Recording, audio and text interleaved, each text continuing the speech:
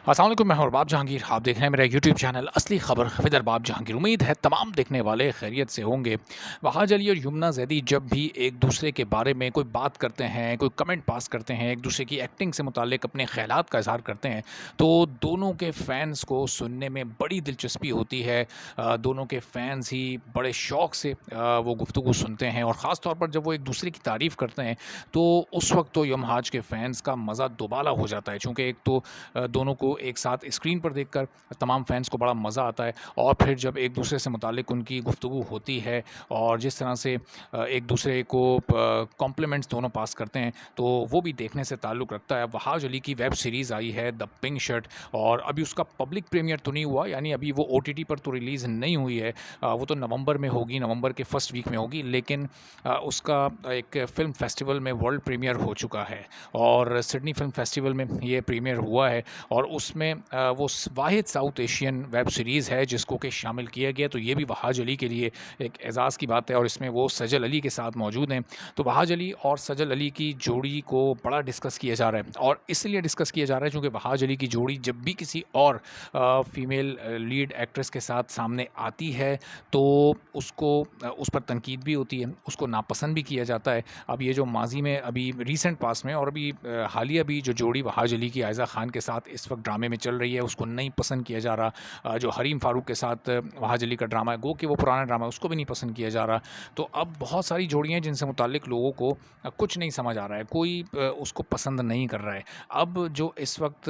Web series चल रही है, जो वेब सीरीज़ अभी आई है, अभी तो वो सही से नवंबर में आएगी, लेकिन अभी जब ये सामने आई है तो लोगों ने अभी से ही इंतज़ार करना शुरू कर दिया है कि द पिंक शर्ट के बारे में जो वहाज अली ने एक्टिंग की है उसमें, तो यमुना जैदी उसके बारे में क्या रद्द-ए-अमल ज़ाहिर करेंगी, क्या उनके ख़यालात होंगे। यानी हमने देखा है कि माज़ी में जब तेरे बिन आ रहा था,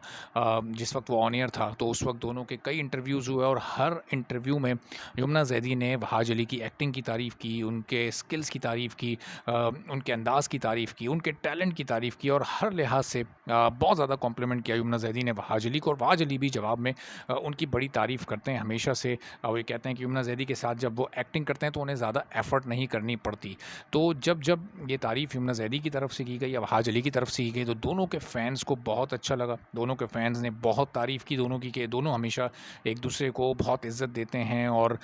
हमेशा एक दूसरे को ख़ुद से ज़्यादा टैलेंटेड करार देते हैं, और एक दूसरे के साथ काम करने में बहुत ही कन्वीनियंट फ़ील करते हैं। बड़ा एक कम्फ़र्ट ज़ोन होता है आपस में इनका, और बहुत ही